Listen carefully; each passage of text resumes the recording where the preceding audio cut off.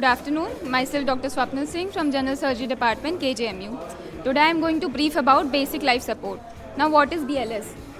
अगर आप कभी भी कोई भी पेशेंट कहीं पे भी, सिर्फ हॉस्पिटल सेटिंग में नहीं, कहीं पे भी बाहर भी अगर देखते हैं कि अनकॉन्शियस पड़ा है, बेहोश है, ब्रीथ नहीं कर पा रहा है या पल्स नहीं आ रही है, तो आपको क्या करना है? सबसे पहले क्या इनिशियल स्टेप्स लेने हैं इससे पहले कि कोई मेडिकल इमरजेंसी वहाँ पे अराइव करे? मतलब इनिशियल बेसिक क्या स्टेप्स आप करेंगे?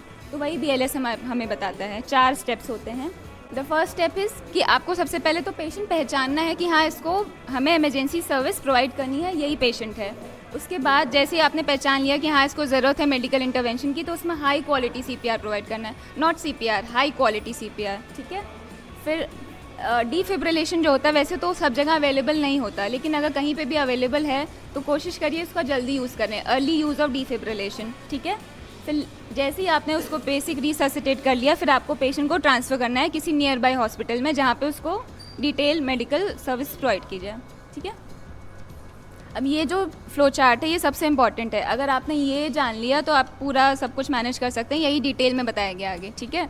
तो सबसे पहले आपको इंश्योर करना है कि वो प्लेस सेफ़ है।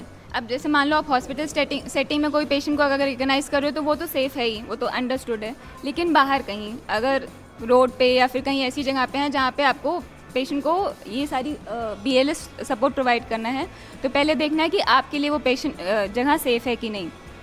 अगर आपने इंश्योर कर लिया कि पेशेंट वो जगह सेफ़ है, तो पेशेंट को जाके वहाँ से किसी ऐसी जगह पे कर लीजिए जहाँ पे वो भी सेफ़ हो, आप भी सेफ़ हो। ऐसा नहीं कि रोड एक्सीडेंट हुआ है, रोड पे ही जाके CPR देना शुरू कर दिया, पहले उसको साइड में कहीं ले जाएंगे, ठीक है।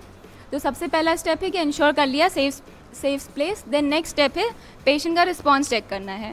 अब पेशेंट कॉन्शियस है कि अनकॉन्शियस है ये आपको जाके चेक करना है। चेक कैसे करेंगे? आप पेशेंट को टैप करेंगे शोल्डर पे, 2 बार टैप करना है सिंपल, और पेशेंट को बोलना है कैसे हैं आप, क्या ठीक हैं, कुछ ना कुछ बोलना है जिससे पेशेंट आपको कुछ रिस्पॉन्स करे, ठीक है। तो जो भी भाषा समझ रहा है पेशेंट और आप, वैसे ही रिस्पॉन्स उसका चेक करना है, ठीक है। कि जो भी 108 है या नियर बाय हॉस्पिटल सर्विस है, इमरजेंसी सर्विस है, उनको कॉल पे लगा दें। अब आगे का काम जो भी करेंगे आप खुद और जो भी अगल बगल लोग हैं उनको हेल्प के लिए बुला लीजिए, ठीक है। कि और भी लोग आ जाओ, हमें हेल्प की ज़रूरत है, 108 पे या जो भी नंबर है उसको कॉल करके नियर बाय सर्विस को बुला देना है। दूसरा, जब आपका जो भी आपके साथ है या आप जब कॉल कर रहे हैं उसी वक्त आपको पेशेंट को असिस्ट करना स्टार्ट करना है। तो असिस्ट करने में 2 चीज़ें असिस्ट करनी है, एक ब्रीदिंग, दूसरा पल्स, ठीक है। तो पल्स कैसे हम देखते हैं? कैरोटिड पल्स देखते हैं। तो आप जिस भी साइड की पल्स देखेंगे उसी साइड प्रेजेंट रहेंगे, ठीक है। तो कैरोटिड पल्स देखते हैं, यहाँ पे हमारे नेक में सबसे ज़्यादा प्रोमिनेंट एरिया, जैसे मेल्स में होता है एडम्स एप्पल, सबसे ज़्यादा प्रोमिनेंट, ये जो दिख रहा है सबका, ठीक है। वहाँ पे 2 फिंगर ले जाएंगे, उसके बगल में ये जो ग्रूव है उधर फिंगर से पैल्पेट करेंगे, यहाँ पे कैरोटिड पल्स फील होगी। आप लोग सब लोग अपना करिए, फील होगा। कभी भी दोनों साइड का एक साथ पैल्पेट नहीं करते, बस एक साइड का देखेंगे, ठीक है। जब आप पल्स चेक कर रहे हैं उसी वक्त उसी दौरान आपको चेस्ट का मूवमेंट भी देखना है कि पेशेंट सांस ले रहा है कि नहीं। अगर चेस्ट राइज हो रहा है, पेशेंट नॉर्मली सांस ले रहा है तो ठीक है, कोई बात नहीं। पेशेंट की पल्स तो आ रही है लेकिन पेशेंट सांस नहीं ले रहा है ठीक से, कुछ ना कुछ उसमें इश्यूज़ है। अब नॉर्मल ब्रीदिंग है या एब्सेंट ब्रीदिंग है, तो उस समय आपको रेस्क्यू ब्रेथ देना है। हर 5 सेकेंड में 1 ब्रेथ देना है, ठीक है।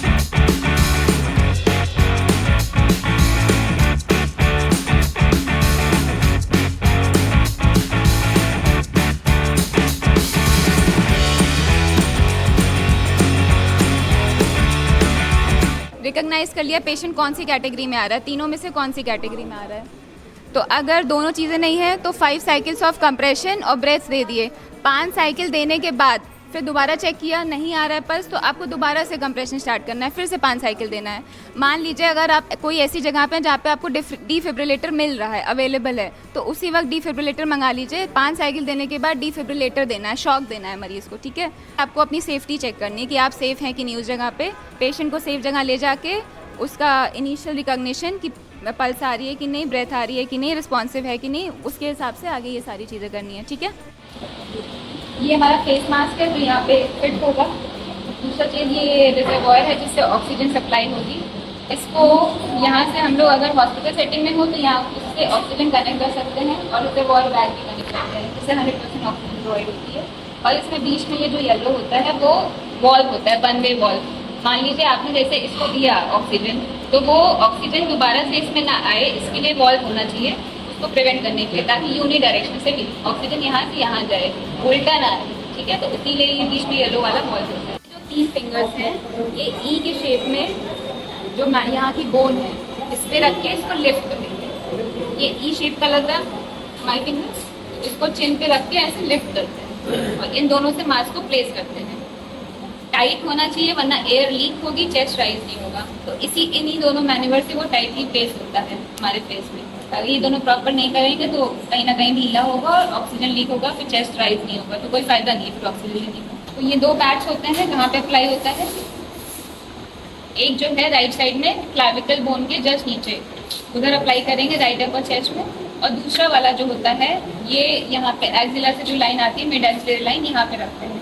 यहाँ पे ये पहले चलता था, अभी इसकी पोजीशन मॉडिफाई भी कर सकते हैं। यहाँ पे लेफ्ट साइड में क्लाविकल के जस्ट नीचे यहाँ पे भी प्लेस कर सकते हैं। नाभि, उसके जस्ट ऊपर एक हाथ की फिस्ट बना लेंगे, मुट्ठी बना लेंगे, ठीक है, जस्ट ऊपर।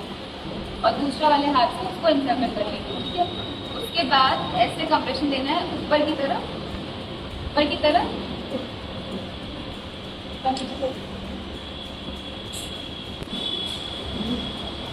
ये विक्टिम है, थोड़ा बेहोश हो गया। ठीक है, ऐसे 5 टाइम्स देना है। ये करने के बाद उसके बाद बच्चे को पलटेंगे ऐसे ही हाथ से, फेस को सपोर्ट करना है हाथ से। और जो हाथ आपका राइट है उसके पाम से यहाँ पे क्रश देना है 5 टाइम्स, ठीक है। 1 और पोजीशन बच्चे की ऐसे थोड़ी स्लैंड होनी चाहिए।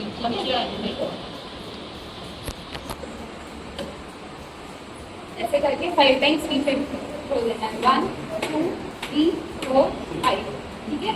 फिर अगर नहीं निकला फिर से सेम साइड में रिपीट करनी है। बच्चे के हेड को सपोर्ट करना है तो 2 बार यहाँ पे 5 टाइम्स और फिंगर से करना है। अगर थोड़ा बड़ा बच्चा है 1 ईयर से ऊपर का है तो फिर आप इससे भी कर सकते हैं, ठीक है।